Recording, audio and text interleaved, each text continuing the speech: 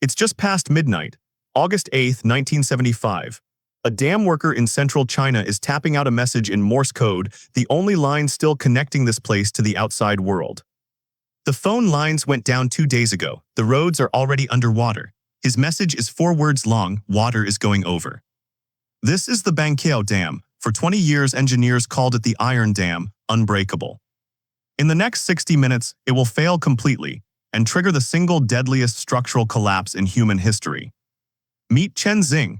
In the early 1950s, he's one of China's top hydrologists, brought in to help design a new wave of flood control dams on the Huai River system, including Banqiao. Chen has one big concern: water has to leave a dam as fast as it can arrive. He recommends building 12 sluice gates into Banqiao's design, so floodwater always has somewhere to go. He's told that's excessive. The final design ships with 5. Chen raises a second concern. Dozens of these dams are being built clustered together up and down the same river system, with no real plan for what happens if more than one fails at once. His warnings are written off as overly cautious. In the political climate of the time, men who say slow down don't get listened to, they get sidelined. The dam is finished. It's nicknamed the Iron Dam, engineered, they say, to survive a flood so extreme it would only happen once every 1,000 years. Nobody plans for what happens if 2,000 years' worth of rain falls in 3 days. Late July 1975, a typhoon named Nina is born in the Philippine Sea. It tears across Taiwan, weakens crossing the coast like every typhoon does. And then does something typhoons aren't supposed to do. It doesn't dissipate. It slams into a cold front sitting over Henan Province. And the whole system just stops moving, stalls directly above the Banqiao Dam. For 3 straight days, it does nothing but dump rain. A year's worth of rainfall falls in 24 hours. In one 6-hour window, the region records the heaviest rainfall ever measured on the planet. The reservoir behind Banqiao starts climbing past every number on the chart, 2 meters over its designed maximum. Then more. Workers open every spillway gate they have, all 5 of them. It's not enough. It was never going to be enough, Chen Xing said as much 20 years ago. On the evening of August 7th, the dams upstream start going first. One, then another. Each failure sends even more water crashing down toward Banqiao, water the Iron Dam was never built to absorb. The workers' fire flares into the sky. They fire rifles into the air, anything to warn the villages downstream. Nobody outside hears a thing.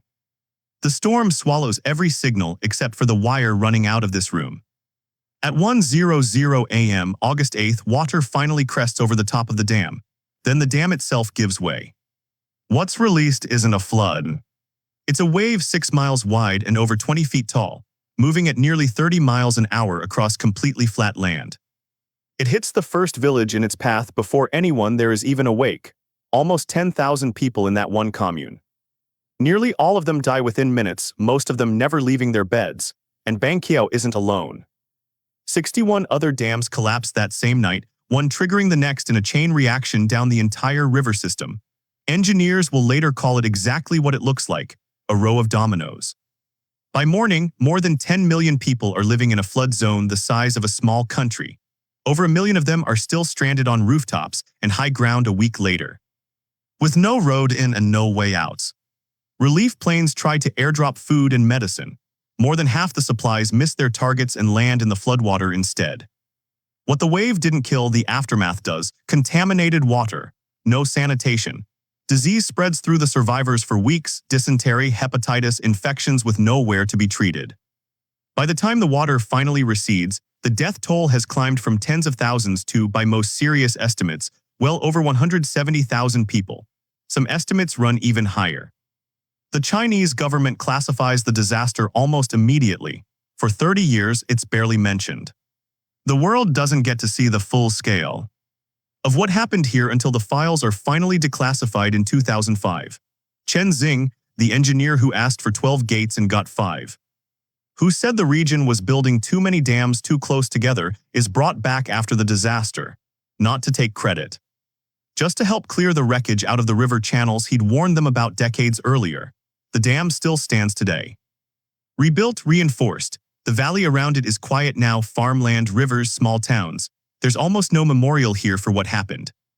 Most people outside this province have never heard the name Banqiao.